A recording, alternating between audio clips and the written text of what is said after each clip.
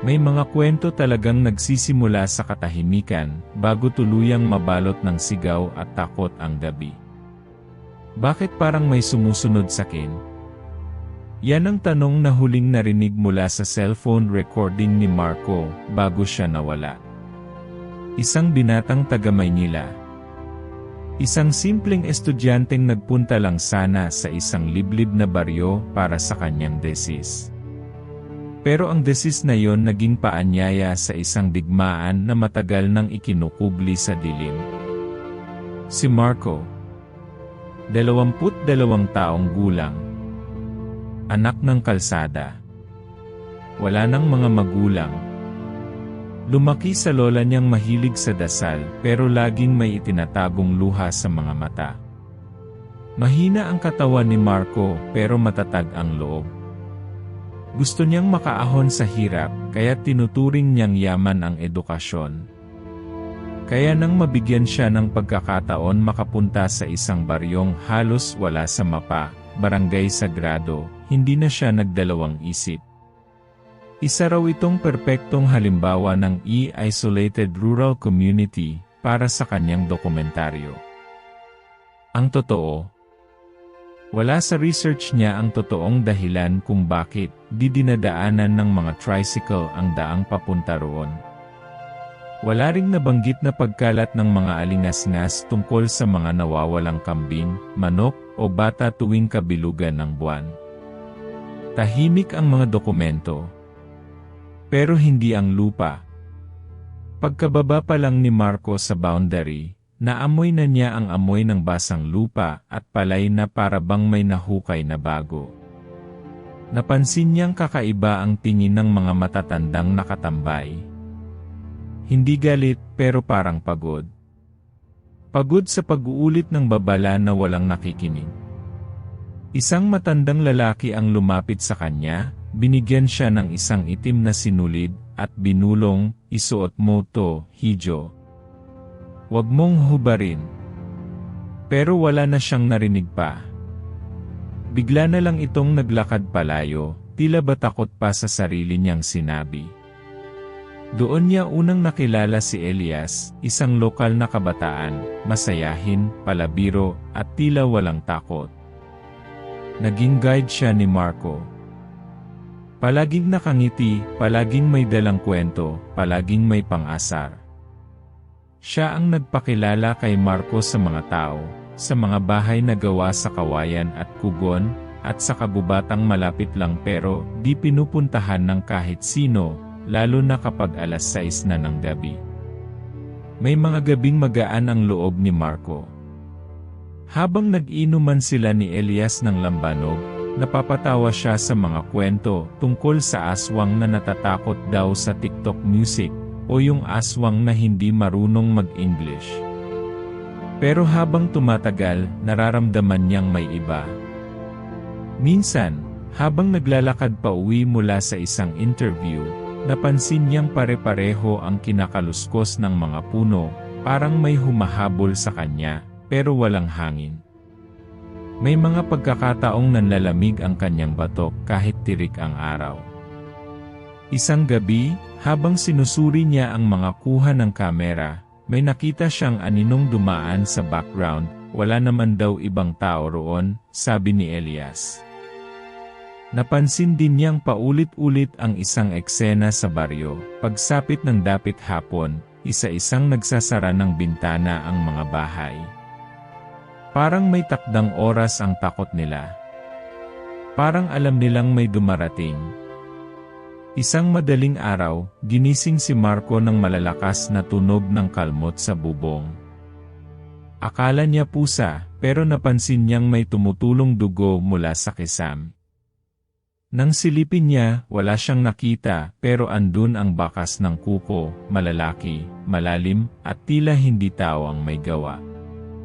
Hindi na siya nagtanong. Ayaw ng mga tao sa tanong. Pero lalo siyang naging mapagmasid. Nagsimula siyang magtago ng recorder sa kanyang backpack.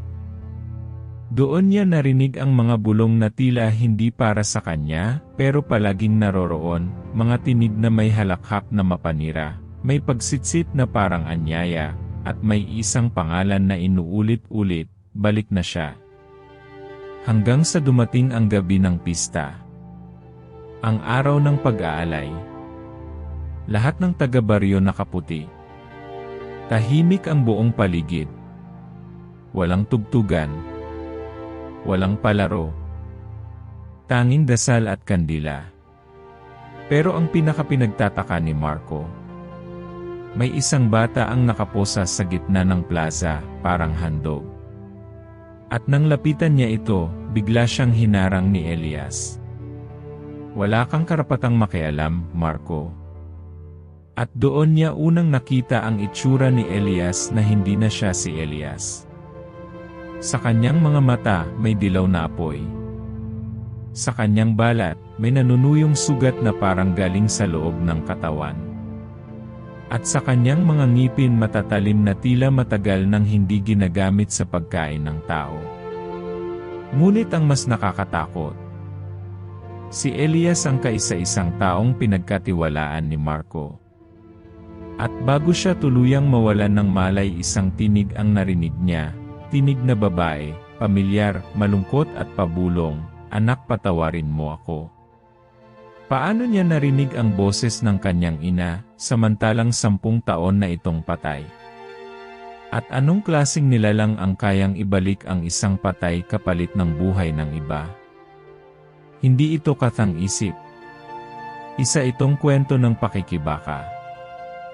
Kwento ng isang binatang naligaw sa isang lugar na matagal nang isinuko ng mundo. At ngayon ikaw ang saksi. Pero bago ang lahat, sagutin mo muna ang tanong na to, kung may pagkakataon kang iligtas ang buong baryo kapalit ng sarili mong buhay, gagawin mo ba? O hahayaan mo silang lahat kainin ng dilim, kasama ang mga taong akala mo'y tao rin? Wala pang 1 linggo si Marco sa Barangay Sagrado, pero pakiramdam niya ay ilang taon na ang lumipas. Bawat araw ay mas bumibigat, mas lumalalim ang katahimikan ng mga tao, at mas dumarami ang tanong na ayaw sagutin. Maging si Elias, na dati masigla at palabiro, ay tila napalitan ng isang nilalang na laging nakamasid, laging tahimik, laging may tinatagong galit sa ilalim ng kanyang ngiti. Pagkagising ni Marco kinabukasan matapos ang gabi ng pista, wala na si Elias. Wala ring iniwang salita o mensahe. Tahimik ang buong baryo, tila walang nangyari. Parang hindi nila narinig ang sigaw ng batang may posas. Parang hindi nakita ni Marco ang apoy sa mata ni Elias. Parang siya lang ang nakakaalam. O baka nga siya lang ang nakakita kasi siya lang ang hindi taga rito. Habang naglalakad siya papunta sa sapa para hugasan ang kanyang damit, bumungad sa kanya ang isang matandang babae na nakaupo sa lilim ng punong balete. Payat ito, kulubot ang balat, pero may mga matang maliwanag, tila alam ang lahat ng bagay kahit hindi mo sabihin. Dahan-dahang tumayo ang matanda at lumapit kay Marco. "Anak ka ni Dolores, di ba?" tanong nito, sabay hawak sa braso niya. Napapitlag si Marco. "Paano niyo po nalaman ang pangalan ng nanay ko?" Ang dugo niya malakas. "Kahit matagal na siyang nawala, dala mo pa rin ang bigat ng kanyang lihim," sagot ng matanda, sabay inilabas mula sa kanyang bulsa ang isang lumang kabibe na kulay ginto. Sa gitna nito'y may ukit na mukhang tao, pero may pakpak. Ito ang mutya ng dulang. Isa lang ang gaya nito. At ikaw lang ang pwedeng magdala niyan nang hindi sinusunog ang balat. Itinulak ng matanda ang mutya sa palad ni Marco. Mainit. Mas mainit pa sa araw. Pero hindi siya nasaktan. Imbes na sunugin siya, parang may kuryenteng dumaan sa buong katawan niya. Nakaramdam siya ng panlalamig, tapos biglang parang may bumuka sa kanyang isipan, mga imahe, alaala na hindi kanya. Isang babae, umiiyak sa gitna ng kagubatan. Isang sanggol na iniaabot sa isang nilalang na may mahahabang kuko at dila. At isang panata, babalik ako, pero hindi bilang tao. Nang idilat niya muli ang kanyang mga mata, wala na ang matanda. Ang punong balete ay tahimik, tila hindi ginagalaw ng hangin. Pero nasa kanyang palad pa rin ang kabibe. At sa puso niya may bumubulong, hindi mo pa alam ang lahat. Pero malapit na. Gabi na siya nakauwi. Pagdating niya sa kwartong inupahan niya, napansin niyang may nagkalat na balahibo sa sahig. Maitim. Malalaki. At sa kanyang pinto, may nakaukit na simbolo, isang mata na may mga pakpak, at mga palamuting hugis kaliskis. Kinabukasan, hindi na siya pinapansin ng mga tao sa baryo. Kung dati ay may konting tango o ngiti, ngayon, tinalikuran siya. Maging ang mga batang dati nakikipaglaro sa kanya, biglang tumakbo palayo. Para bang may nagsabi sa kanilang masama si Marco. Para bang may bahid na siya ng sumpa. Dito nagsimulang mabalot ng tanong ang isip niya, sino ba talaga ang nanay niya? Bakit alam ng matandang babae ang pangalan nito, gayong wala sa record ng barangay ang sinuman na may apelyido nila? At ano ang ibig sabihin ng hindi babalik bilang tao? Muli siyang bumalik sa punong balete sa sapa. Doon, muling nagpakita ang matanda, na ngayon ay mas malinaw na ang anyo. Hindi siya pangkaraniwang tao. Ang mga mata nito'y puti, walang itim. Ang tinig ay may sabayang boses, parang galing sa dalawang mundo. Ako si Aling Talia, albularyo noon, tagapangalaga ngayon. At ikaw ang anak ng babae na nagtaksil sa lahi ng mga aswang. Naniga si Marco. Hindi aswang ang nanay ko. Hindi na. Pero minahal niya ang isa. At doon nagsimula ang tunay na kwento. Ipinanganak si Marco sa lungsod. Ngunit ang kanyang dugo ay kalahating makatao, kalahating tagahukom. Isang sinaunang lahi na nilikha upang pigilin ang paglaganap ng kasamaan, mga bantay liwanag, mga nilalang na may kakayahang makita ang tunay na anyo ng mga nilalang sa dilim. Ngunit nawala ang lahing ito nang isang kasamahan nila ang piniling makipag-isa sa nilalang na nilalabanan nila mismo, isang haring aswang, ang pinakamatanda sa lahat.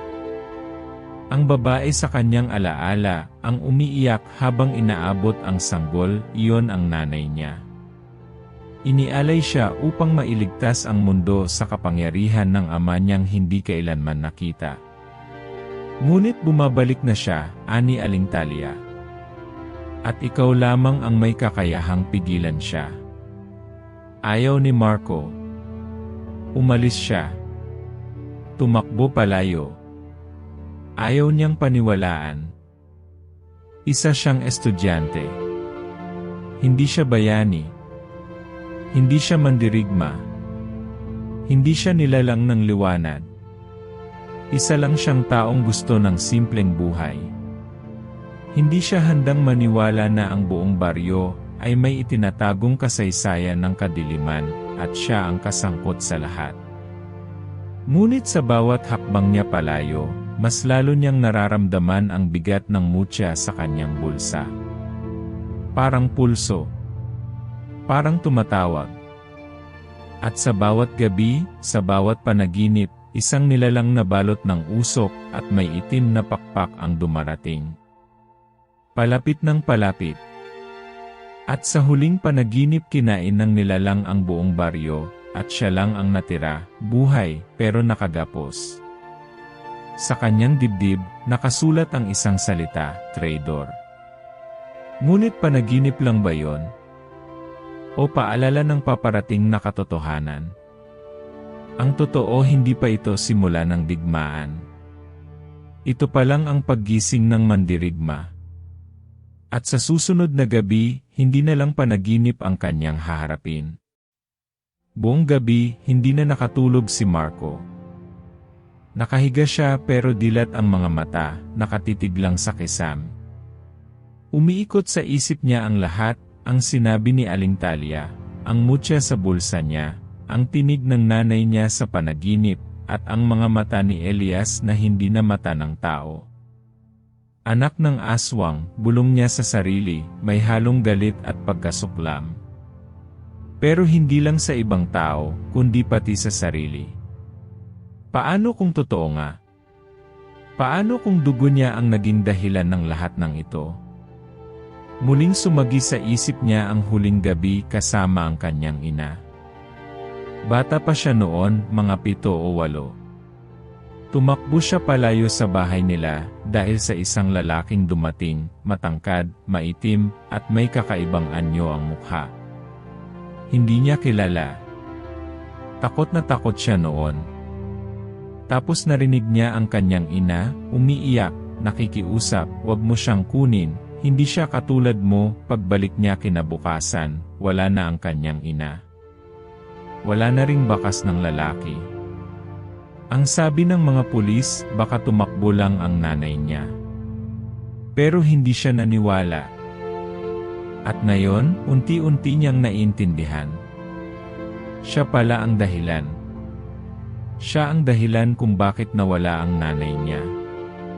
Tumayo si Marco at kinuha ang mutya. Inilapit niya ito sa liwanag ng lampara. Makinis ito pero tila buhay, ang gitnang ukit ay kumikislap kapag hinahawakan. Ramdam niya ang init nito sa kanyang palad. Ramdam din niya ang bigat ng bawat katotohanang kaakibat nito. Ayaw niyang tanggapin ang lahat ng ito. Gusto lang naman niya ay makapagtapos, makahanap ng trabaho, at makalaya sa hirap. Pero ngayong alam na niya ang totoo, paano siya babalik sa dati? Kinabukasan, tila mas malamig ang hangin. Mas tahimik ang baryo. Habang papunta siya sa sapa para kumuha ng tubig, napansin niyang walang tao sa paligid. Wala ring tunog ng mga manok o aso.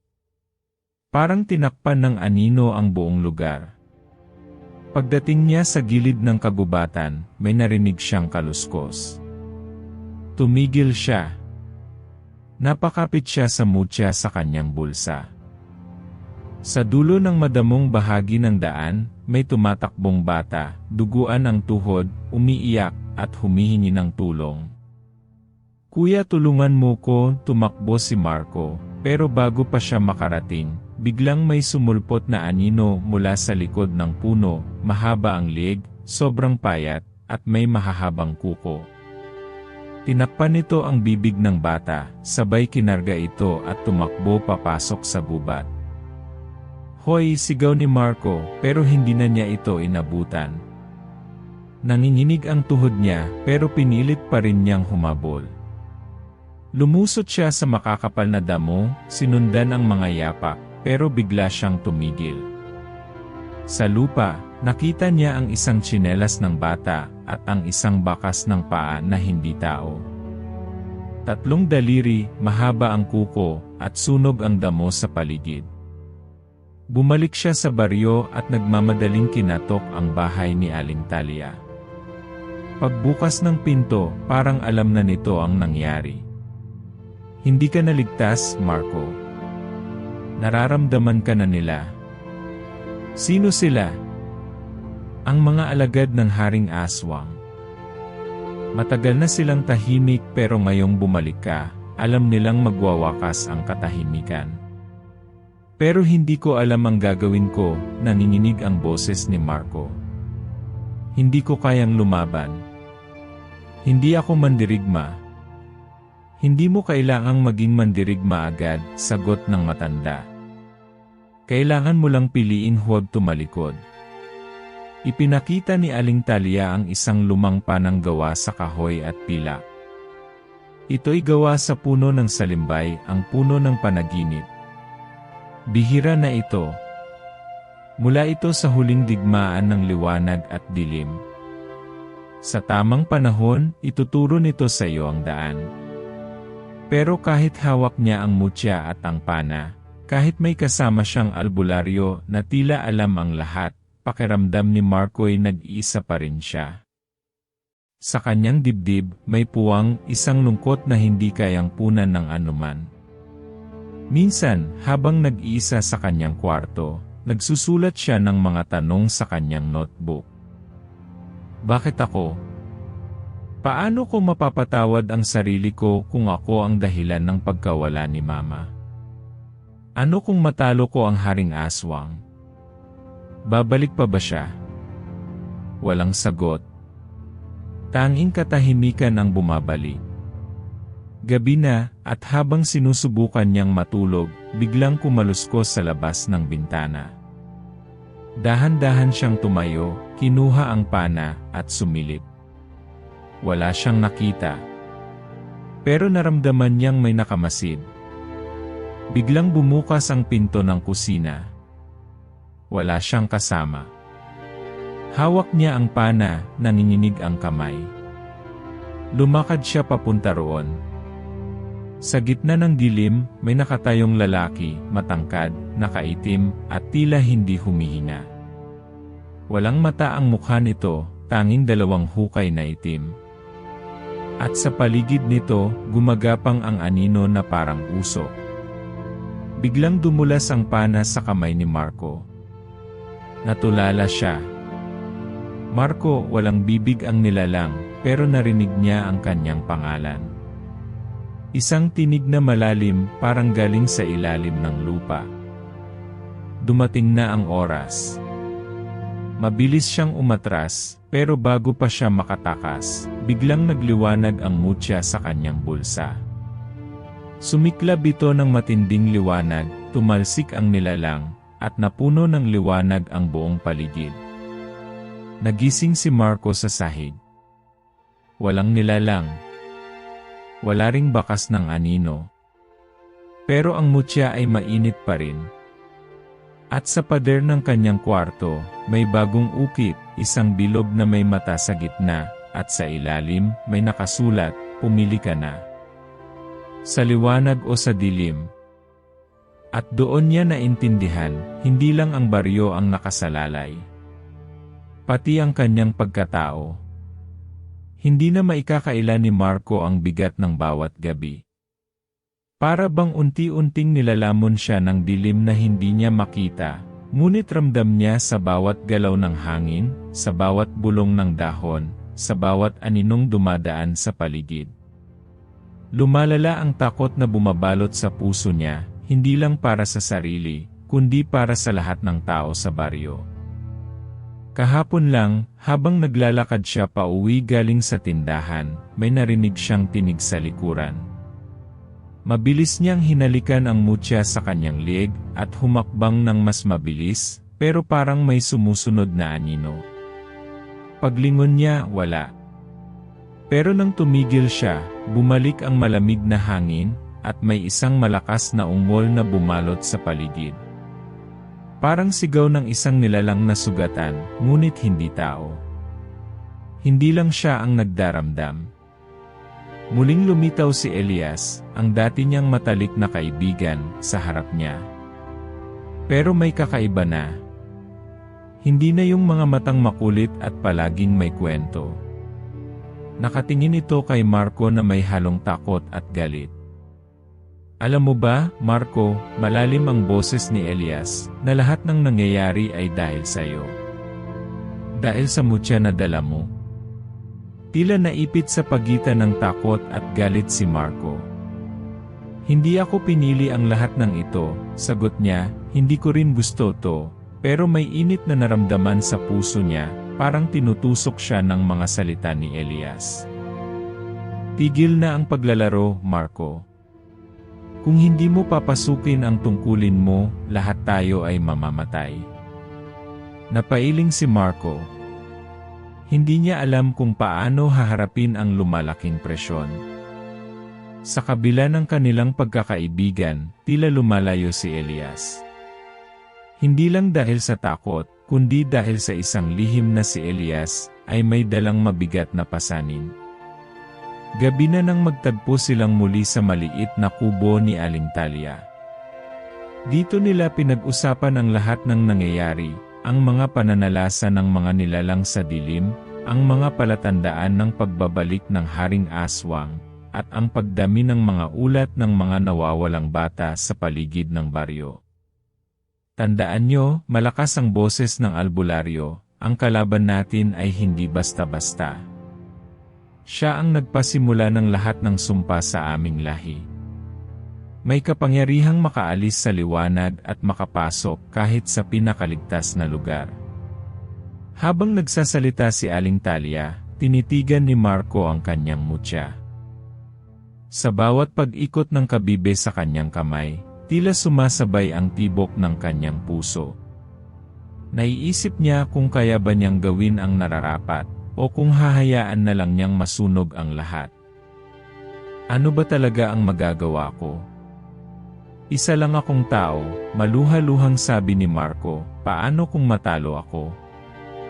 Lumapit si Elias at inilapag ang kamay niya sa balikat ni Marco. Hindi ka nag-iisa. Hindi mo kailangang mag-isa rito. Ngunit kahit naroon ang suporta, ramdam ni Marco ang lungkot at takot na hindi maalis sa kanyang dibdib. Hindi siya handa. Hindi siya handang harapin ang isang nilalang na galing sa pinakamadilim na bahagi ng alamat ng kanilang bayan. Lumipas ang mga araw, at bawat gabi ay mas nagiging malala ang mga pangyayari. Sa bawat sulok ng baryo, may mga anino na gumagalaw ng hindi makitang mabuti. May mga pag-iyak ng bata na walang pinagmumulan.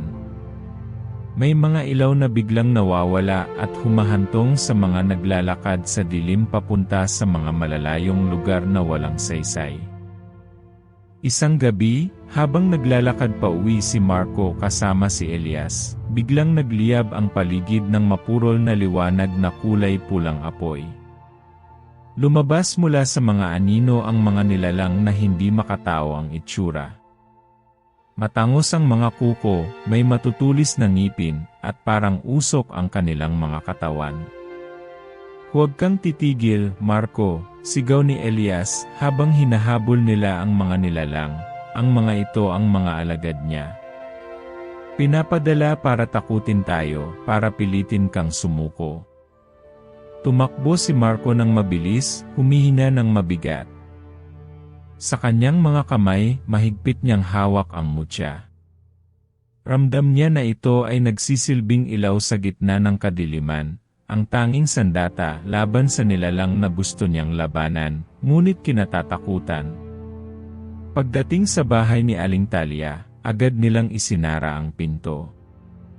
Ngunit kahit doon, naririnig pa rin nila ang mga yabag at ungol mula sa labas. Isa sa mga panipi ni Aling Talia ang lumabas, ang dilim ay hindi natatapos sa gabi, Marco. Nananatili ito sa puso ng tao, sa takot, sa pagdududa, sa pagkalito. Tinitigan ni Marco ang mutya at ang pana. Alam niyang hindi pa ito ang huling laban. Ang simula pa lang iyon. Isang gabi, sa gitna ng malakas na bagyo, nagising si Marco sa ingay ng pagaspas ng pakpak. Lumabas siya ng bahay, basa ang katawan, ngunit nakikita ang isang malaking anino na sumasayaw sa ulan. Sa dilim, may mga matang kumikislap, nakatingin mismo sa kanya. Marco, isang tinig ang bumulong, parang nagmumula sa kailaliman ng lupa. Hindi mo na matatakasan ang iyong kapalaran. Pumatak ang malamig na luha mula sa mga mata ni Marco. Hindi niya kayang itanggi pa. Alam niyang malapit na ang lahat. Malapit na ang pagsubok na magpapasya kung sino siya, isang anak ng tao, o isang mandirigma ng liwanag. Hindi ako takot, bulong niya, kahit na nanginginig ang boses. Hindi pa. Hindi pa siya handa, ngunit kailangang harapin niya. Dahil sa likod ng bawat takot ay ang isang pag-asa. Ang pag-asa na maaaring mabago niya ang tadhana. Na hindi siya basta-basta magiging traitor sa sarili niyang dugo. Hindi pa tapos ang laban. Ngunit unti-unti, nararamdaman na niya ang paparating na unos. Nang sumapit ang isang bagong umaga, tila ibang tao si Marco. Ang mga mata niya ay may bagong sigla, pero sa ilalim ng siglang iyon ay nagkukubli ang isang mabigat na pangamba. Hindi niya maisip kung paano haharapin ang araw na ito, ang araw na magbabago ng lahat ng kanyang pagkakaalam. Habang naglalakad siya papunta sa ilog, napansin niyang tila may sumusunod na anino. Ngunit sa pagkakataong ito, hindi niya ito tinakbuhan. Pinilit niyang humarap, at sa likod ng isang punong mangga, nakita niya si Elias na nakatayo, pero may hawak na isang maliit na kahon. Elias, tawag niya, pilit na kalmado ang boses, ano yan? Napatingin si Elias, at sa unang tingin, parang nagdadalawang isip. Ngunit ipinakita niya ang kahon. Hindi ko sinasadyang itago ito sa'yo, Marco, ani Elias, habang nilalabas ang isang lumang kwintas na yari sa buto. Ito ang mutya ng ating lahi. At higit pa dyan, ito rin ang susi sa kapangyarihan ng Haring Aswang. Nang marinig iyon, halos huminto ang tibok ng puso ni Marco. Hindi niya maintindihan. Paano? Bakit mo yan itinatago? Dahil may mga bagay na hindi mo pa handang malaman, sabi ni Elias, bumaba ang tingin, at dahil may ibang dahilan kung bakit ako nandito. Muling tumahimik si Elias, tila may gustong ipagtapat. Sa oras na yon, dumating si Aling Talia. Napansin ang tensyon sa pagitan ng dalawa, kaya agad niyang tinanong, ano ang nangyayari dito? Ipinakita ni Elias ang kwintas, at doon nagbago ang mga pangyayari. Ito ang pinagmulan ng sumpa, paliwanag ng albularyo. Matagal nang nawala ito mula sa aming mga ninuno. Ang sinumang magkamit nito ay magkakaroon ng kapangyarihan, ngunit kailangang maging handa sa kapalit. Tiningnan ni Marco ang kwintas, at naramdaman niya ang kakaibang bigat nito sa kanyang kamay. Para bang may buhay ito, at tila bumubulong sa kanya ng mga lihim na hindi niya kayang unawain. Pero bago pa man siya makahinga ng maluwag, dumating ang isang malakas na sigaw mula sa gitna ng baryo. Mabilis silang nagtungo roon at nakita nila ang isang maliit na bahay na nasusunog. May mga tao na nagtatakbuhan habang may mga anino na gumagala sa paligid, naghahanap ng kanilang mga biktima. Ang mga alagad ng aswang, wika ni Aling Talia, sila ay hindi na lamang mga anino. Lalo silang naging malakas. Marahil dahil sa pagbabalik ng kwintas. Habang nagmamadali silang tumulong, hindi napigilan ni Marco ang mapansin na si Elias ay tila may ibang plano. Sa isang bahagi ng kanyang isipan, may pangamba siyang unti-unting lumalaki, ang pangamba na baka hindi lang ang aswang ang kanyang kalaban, kundi pati ang kanyang kaibigan. Pagbalik nila sa kubo ni Aling Talia, napansin niya na ang mutya sa kanyang leeg ay nagsimulang mag-init at magbigay ng kakaibang liwanag. Tila ito ay tumatawag, at si Marco ay parang naakit na sundan nito. Nararamdaman mo ba, tanong ni Aling Talia, ang iyong tunay na kapangyarihan ay nagsisimula ng magising? Pati si Elias ay napatingin, tila may pinag-isipang malalim. Habang nag-uusap, biglang kumalampag ang pinto ng kubo. Nagulat silang lahat nang makita si Mara, ang matalik na kaibigan ni Marco, na sugatan at nanghihina. May nakita ako, humihinal si Mara, hindi lang pala isang aswang ang kalaban natin. May isang mas makapangyarihan, ang isang nilalang na kayapang kontrolin ang mga alagad ng dilim.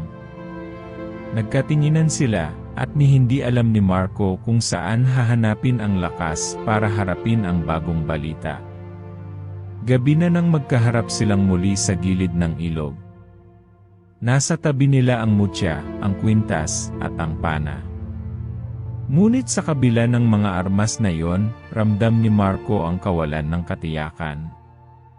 Elias, tanong niya, ano ba talaga ang papel mo rito? Tumigil si Elias saglit, huminga ng malalim, at nagpa siya na magsabi ng katotohanan. Hindi lang ako kaibigan mo. Isa rin akong tagapagmana ng sumpa ng aswang. Pumugak ang puso ni Marco. Hindi niya alam kung matatawa o iiyak. Hindi ko gusto ang lahat ng ito, paliwanag ni Elias, pero sa dugo ko nakaukit ang kadiliman.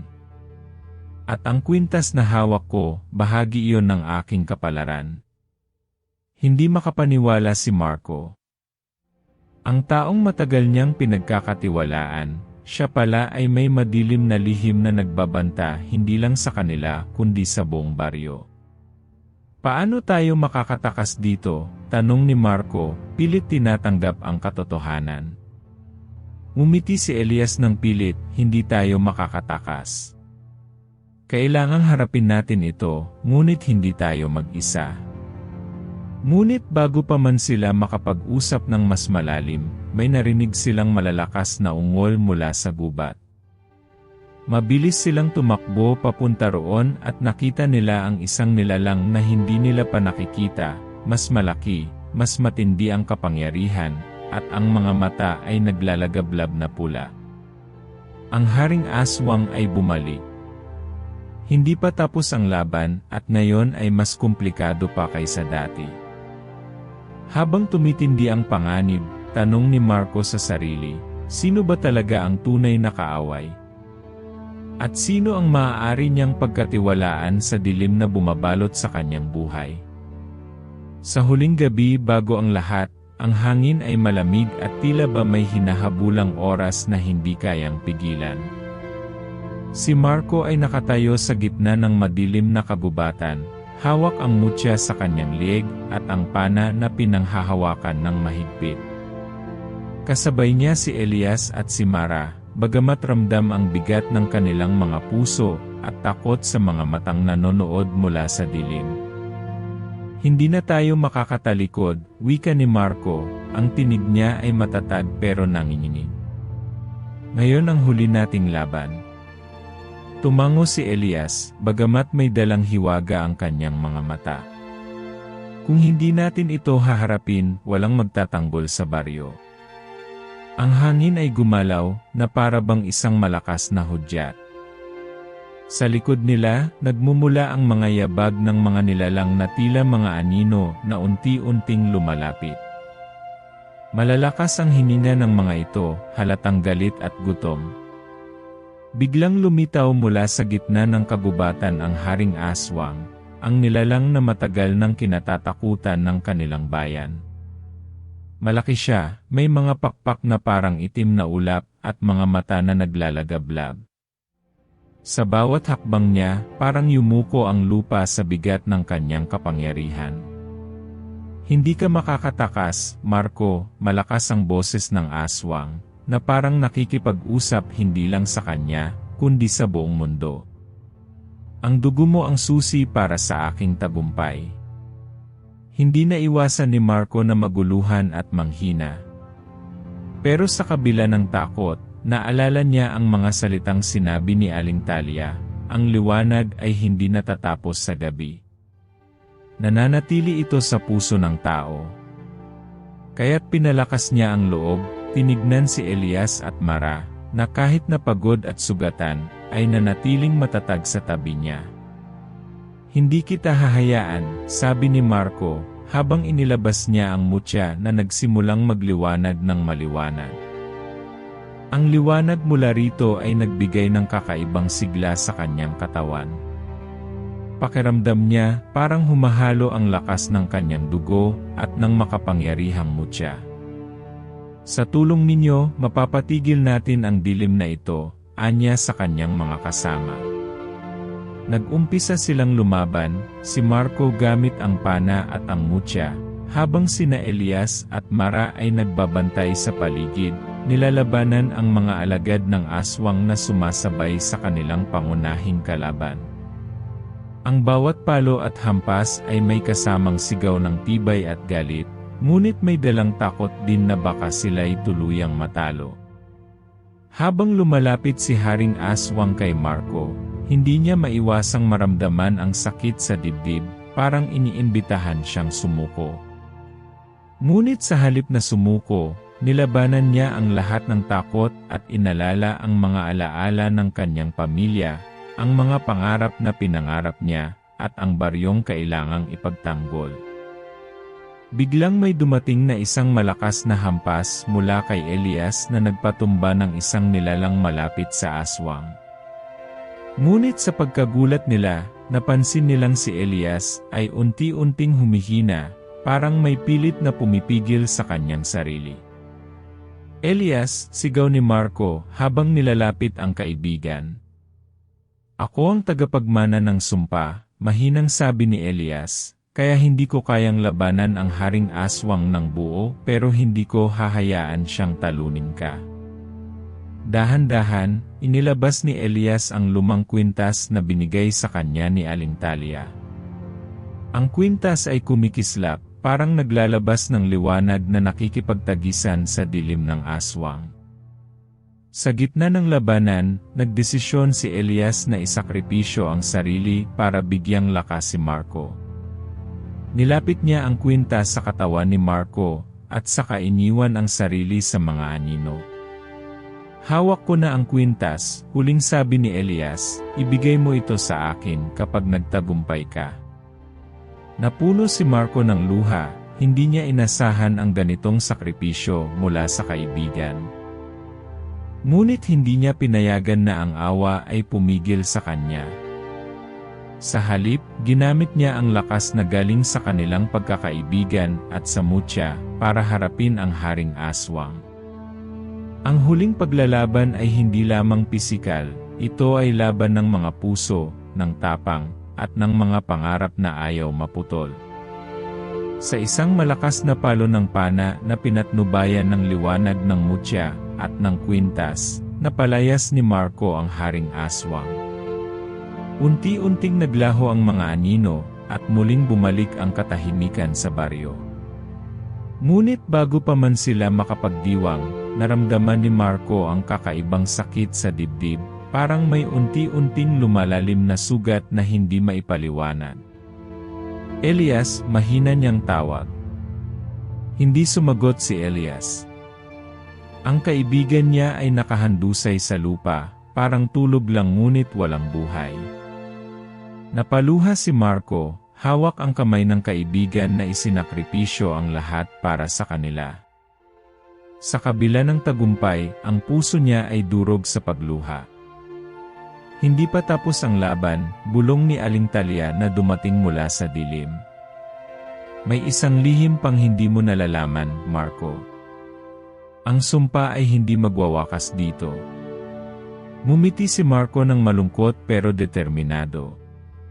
Hindi ako susuko. Para kay Elias, para sa baryo namin, patuloy akong lalaban. At sa paglubog ng buwan, isang anino ang napailing sa gilid ng kagubatan. Hindi ito aswang. Hindi rin tao. Ito ay isang nilalang na matagal nang nag-aabang sa likod ng mga tagumpay at pagkatalo. Ang huling lihim ng sumpa ay nagsisimulang magising. Hindi pa tapos ang kwento ni Marco. At ngayon, higit pa sa kahit kailan, kailangang harapin niya ang madilim na kapalaran na ipinanganak sa kanya. Sa likod ng lahat ng liwanag at dilim, ang tunay na laban ay nagsisimula pa lamang. Matapos ang matinding laban, nanatili si Marco sa gitna ng kagubatan. Ang hangin ay malamig at ang gabi ay tahimik, parang ang buong mundo ay humihinga na rin, nagpapahinga mula sa unos. Ngunit sa puso niya, may malaking puwang na iniwan ang pagkawala ni Elias. Ang kanyang kaibigan na sumakripisyo para sa kanila ay hindi na muling makakasama. Dala-dala niya ang mutya at ang lumang kwintas, na ngayoy tila mga alaala ng isang panahon na puno ng laban, takot, at pag-asa. Ang baryo ay unti-unting bumalik sa normal, ngunit hindi na ito magiging kasing simple ng dati. May mga sugat na kailangang paghilumin, hindi lang sa katawan, kundi sa puso ng bawat isa. Sa sumunod na mga araw, naglakad-lakad si Marco sa paligid ng baryo. Nakita niya ang mga matatanda na muling nagdasal sa harap ng kanilang mga altar, ang mga bata na naglalaro na may ngiti sa labi, at ang mga pamilyang muling nagsama-sama matapos ang mahabang panahon ng takot. Ngunit kahit ganoon, ramdam niya ang bigat ng responsibilidad na dala niya. Isa sa mga pinakamahirap na bahagi ay ang pakikipagharap sa pamilya ni Elias. Napalapit siya sa ina ng kaibigan, isang matandang babae na puno ng sakit ngunit puno rin ng pagpapatawad. "Salamat, Marco," mahinang sabi nito habang hawak ang kamay niya. "Alam ko na sa kabila ng lahat, ginawa mo ang tama." Ang sakripisyo ni Elias ay hindi magiging walang saysay. Hindi nakaligtaan ni Marco ang kanyang sariling pamilya. Bumalik siya sa maliit na kubo kung saan siya lumaki. Ang bahay ay payak, puno ng mga alaala ng kahirapan, ngunit puno rin ng pagmamahal. Sa kanyang pagpasok, natanaw niya ang larawan ng kanyang ama, isang taong noon pa man ay lumaban din para sa kanilang pamilya. "Pangako, tatay," bulong ni Marco sa sarili, "hindi ko hahayaang masayang ang lahat ng ito." Habang lumilipas ang mga araw, unti-unting naibalik ni Marco ang tiwala ng mga tao sa baryo. Hindi na siya lamang simpleng binatang taga-Maynila na walang direksyon, siya na ngayon ang tagapangalaga ng kanilang kapayapaan at tagapag-ingat ng mga lihim na matagal nang nakatago. Si Mara ay nanatili sa tabi niya, ang matibay na sandigan sa bawat pagsubok. Nagkaroon sila ng mas maraming pag-uusap tungkol sa mga pangarap, sa kinabukasan, at sa mga bagay na gustong baguhin sa mundo. Ngunit sa kabila ng lahat ng ito, may mga gabi na nag-iisa si Marco sa tabi ng ilog, pinagmamasdan ang mga bituin at iniisip ang mga tanong na hindi pa masagot. Bakit siya ang napili? Ano ba talaga ang kahulugan ng lahat ng nangyari? Minsan, nakarinig siya ng mga bulong sa hangin, parang mga paalala mula sa mga naunang lumaban sa dilim. Hindi ito katapusan, sabi nila. Ang laban ay patuloy at ang puso ng tao ang tunay na sandata. Napangiti si Marco, bagamat may bigat sa dibdib. Alam niya na hindi magiging madali ang hinaharap, pero handa na siyang harapin ito. Minsan, habang naglalakad siya sa tabing dagat kasama si Mara, napatingin siya sa malayo, sa malawak na dagat na parang walang katapusan. "Alam mo, Mara," sabi niya, "ang tunay na lakas ay hindi lang nakikita sa kapangyarihan o sandata.